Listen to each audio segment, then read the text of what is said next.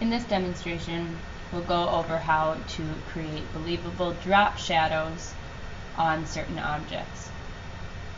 You may notice within your composition that you have a semi-unified light source, or it appears that light is coming from the same direction in your objects, or you may have less than a unified light source. Nevertheless, it's a good idea to practice creating drop shadows when they're not there, because if you like surreal scene creation, it is a good thing to know. So we will first start with the object that we want to create the drop shadow on, and I'm going to create a drop shadow on my sheep here, because right now there is variation in light and dark on the moon's surface, but not really any cast shadow from the sheep. So we'll attempt to fix that a little bit. I'm just going to make them a tiny bit smaller. Let's do that. Oops. Alright, there we go. And I will, with my layer selected, go down to, I believe, the effects button on the layer panel, and I will choose drop shadow. So here it gives you the blend mode. Multiply is just fine. Double click and kind of look around here and look at your darkest shadow areas, if any do appear, and then choose a color that matches the shadows that you already have going on. I'm going to choose this kind of dark gray blue. Say OK. This angle is fine for now, and I'll say OK. Now you'll see that I have a drop shadow right here attached to my layer. We want the shadow, though, not to just be directly behind, but we want to change this drop shadow to a cast shadow, so one that's going off in another direction. To do that, we go over to our effects icon that showed up on our layer mask. Right click and then say create layer. Say OK. And then what we have here is our drop shadow is separated from our initial layer that we originally created it on. So we're free to kind of move this one around and manipulate it. So with the sheep or whichever objects you choose drop shadow highlighted or selected, hit Control T to get a bounding box around it. I'm going to try and line this up the best I can to start with the sheep's feet. This gets kind of tricky. Sometimes it's kind of a game to play with lining, keeping things lined up while distorting them, but if you spend time on it, it should work. Right click, and I'm going to choose distort, so I can kind of independently pull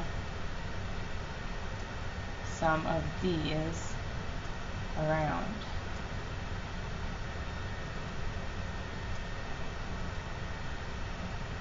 While keeping an eye, zoom in a little bit, keeping an eye on the sheep's feet here.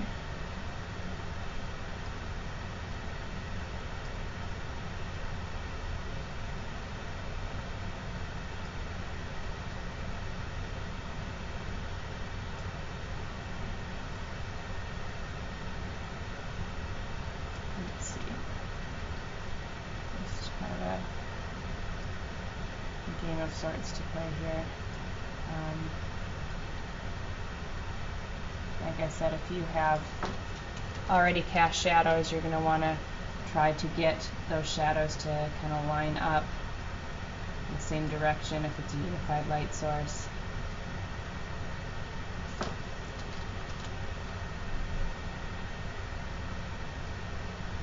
For the sake of time here, I'm not going to bring the shadow all the way around to the front. It is possible. It just takes a little bit longer.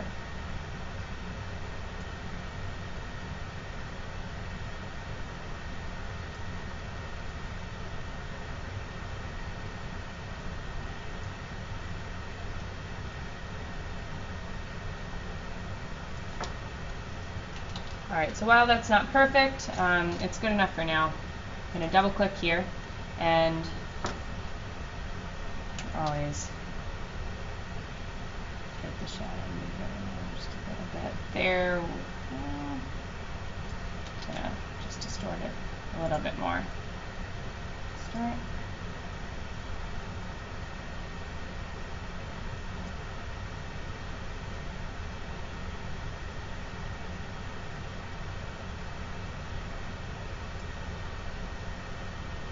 That's okay for now. Double click. And I want to make the shadow look like it's kind of fading backwards, so the shadow that's closest to the sheep's body would be a little bit darker and then would kind of create a gradient and fade back. So what I'll do first is move both the sheep and the shadow a little bit forward in the picture just so I can see what I'm doing more clearly by holding down Shift with my shadow layer selected, click, and we're going to move these guys together because I don't want to have to go through that experience of having to line these up again. So now that I've moved them, I'm going to copy my background layer, my shadow layer rather. I should just change this name so I don't keep messing it up. And I'm going to drop the opacity of this one to about 3/4. And then on this top layer, I'm going to add a layer mask. Oops, nope. We want to add a layer mask, this button right here.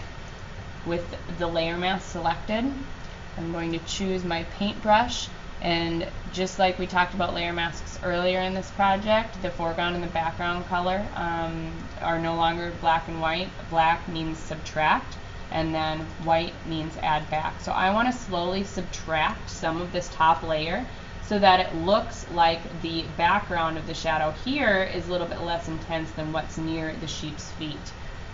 So my opacity is at 19%. My brush is at a very low level of hardness. So I'll just, with this, begin to paint away so that this background of the sheep is a little bit less intense than the value that's right up against their feet. If this isn't enough, I could always come down to this bottom layer, not add a new layer, I apologize.